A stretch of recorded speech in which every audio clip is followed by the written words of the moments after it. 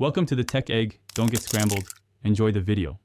In this video, I will show how to reset your Toyota Camry's oil change light. First, turn your car's ignition to the on position, but do not start the engine. Next, make sure your odometer or trip meter is visible on the dashboard display. You'll then need to find the trip meter reset button, which is typically located near the instrument cluster. This button is crucial for navigating the display menus. Now, press the trip meter reset button repeatedly to cycle through the various display options on your dashboard. Keep pressing until you see either Trip A or Trip B displayed on the screen. It's important to land on one of these trip meter readings before proceeding. This step ensures you are in the correct menu to initiate the oil light reset process effectively and smoothly.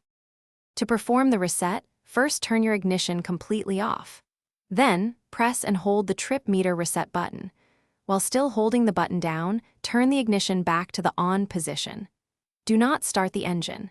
Continue to hold the button for about 10 to 15 seconds. You will see the maintenance light flash several times and then disappear, indicating a successful reset. Once the maintenance light has turned off, you can release the trip meter button.